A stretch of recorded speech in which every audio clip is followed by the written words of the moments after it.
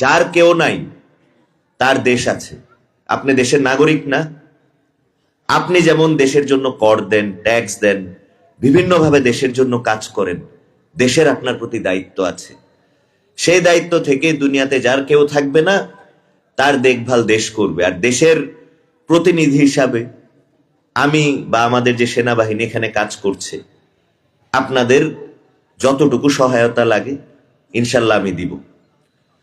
কিন্তু আমার পর্যন্ত প্রবলেমটা আসতে হবে, কারণ আমি তো অন্তর্যামী না, মানুষের মনের কথা বুঝতে পারবো না। আমাকে যদি কষ্ট না বলেন আমি কি কষ্ট ধরতে পারবো? কখনোই পারবো না। তো যেই বাচ্চাটার কষ্ট আছে, বা কোনো বাবা তার মেয়েকে পড়াতে পারছে না, পড়াতে খুব বেশি কিছু লাগে না, বই, খাতা, কলম আমার কাছে আসলে পেয়ে যাবেন। কিন্তু একটাই অনুরোধ, ওদেরকে সুশিক্ষায় শিক্ষিত করেন। এটা আপনার জাতির জন্য মঙ্গল হবে, ধর্মের জন্য মঙ্গল হবে। আর পরিশেষে আমি একটা কথা বলবো, ওই বুখারী শরীফের প্রথম হাদিস, ইন্নামাল আমানু বিন্নিয়াতি, অর্থাৎ সকল কাজের ফলাফল নিয়তের উপর নির্ভরশীল।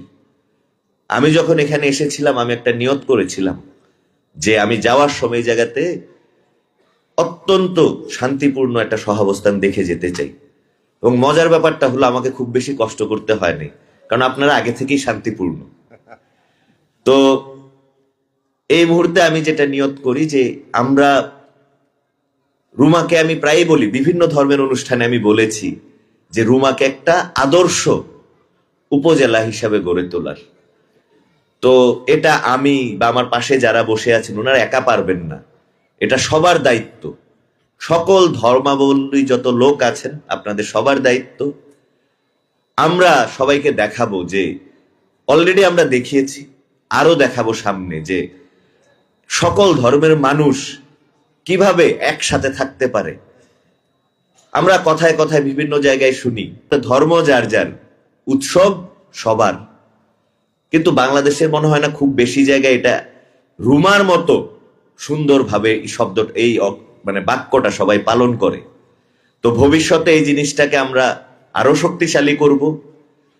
আমাদের বিভিন্ন জায়গা থেকে যারা এখানে বিভিন্ন দায়িত্বপ্রাপ্ত ব্যক্তি আছেন, মনে রাখবেন যে যোগাযোগ, কথাবার্তা, সহিষ্ণুতা, আমরা বলি না ইন্নাল্লাহ মা সাবিরিন, ধৈর্য, এই জিনিসগুলা যদি আমরা একে অপরের প্রতি দেখাতে পারি, ইনশাল্লাহ রুমাতে যারা আসবে তারা শুধু ট্যুরিজম জায়গা দেখে যাবে না, এরা এখান থেকে ভালো মানুষ হওয়া শিখে যাবে।